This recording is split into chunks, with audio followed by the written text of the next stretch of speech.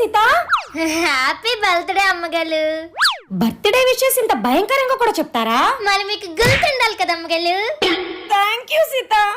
అమ్మగారు మీకోసం నేను ఒక గిఫ్ట్ తెచ్చాను.